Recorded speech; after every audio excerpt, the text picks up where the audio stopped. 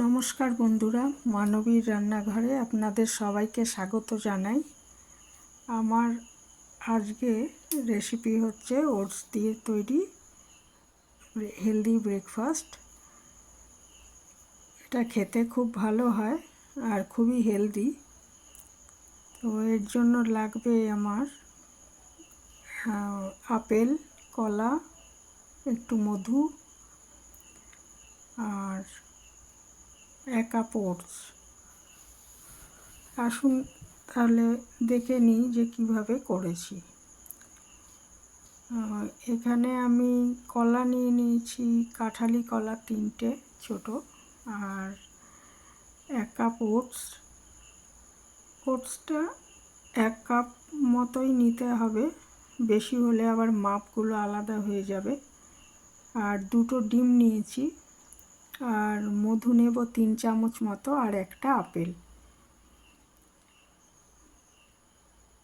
তো আপেলটা আমি গ্রাইন্ডারে পেস্ট করে নিয়েছি, আর কলাগুলো পেস্ট করে নিয়েছি আলাদা।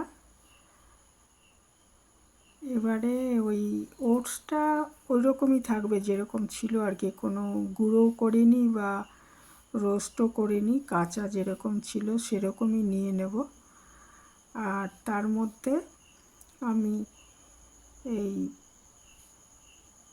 ওই আপেলের পেস্টটা নিয়ে নিয়েছি একটা বড় গামলার মধ্যে, তার মধ্যে দিয়ে দিলাম ওই ওটস 1 কাপ। এবার এর মধ্যে 2টো ডিম দিয়ে দিলাম, আর দেব এর মধ্যে ওই যে কলা পেস্ট করে রেখেছি সেটা, আর হচ্ছে 3 চামচ মধু দিয়ে দেবো। দিয়ে এই সমস্ত জিনিসগুলো খুব ভালো করে ফেটিয়ে নেব, ভালো করে মিশিয়ে নেব। নিয়ে 10 মিনিট মতো এটা ঢাকা দিয়ে রেখে দেব, যাতে এটা সব ভালো মতো মিশে যায় আর ওটসটাও ওই মিশ্রণটার সাথে মিশে নরম হয়ে যায়। এখানে জল ব্যবহার করে নিয়ে ওই ফলের থেকেই যা জল বেরিয়েছে সেটা আর ওই ডিমটা মিশে একটা পেস্ট তৈরি করে নিচ্ছি। এটা একটু ভালো মতো ওই ফেটানোর মতো করে নিতে হবে, ভালো করে ফেটিয়ে নিতে হবে। নিয়ে এটাকে একসঙ্গে মিশিয়ে আমি 10 মিনিটের জন্য ঢাকা দিয়ে রেখে দেবো।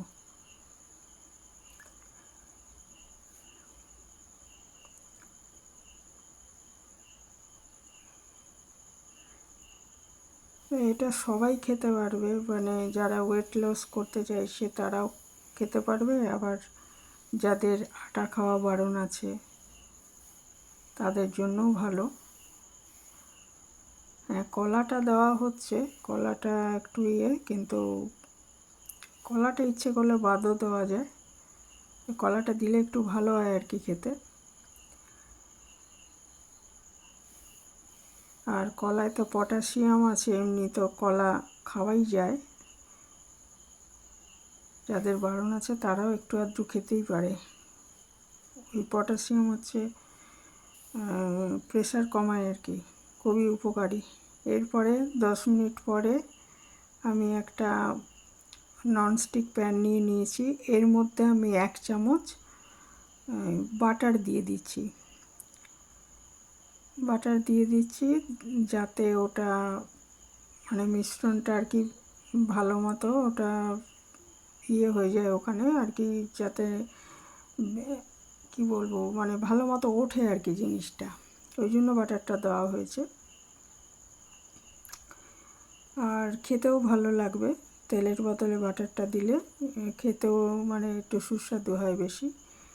তারপরে এটা আস্তে আস্তে পুরো মিশ্রণটা দিয়ে এটা আমি ঢেকে 10 মিনিট রান্না করে নেব। 10 মিনিট রান্না করার পর লো আঁচে করতে হবে, না হলে তলাটা পুড়ে যাবে।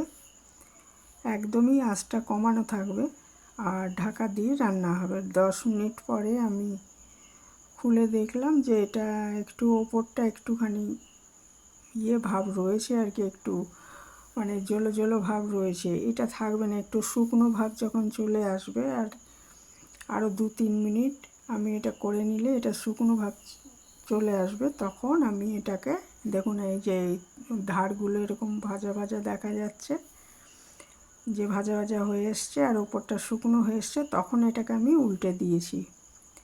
উল্টে দিয়ে আবার ঢাকা দিয়ে একইভাবে আমি আরও 5-6 মিনিট এটা রান্না করে নেব।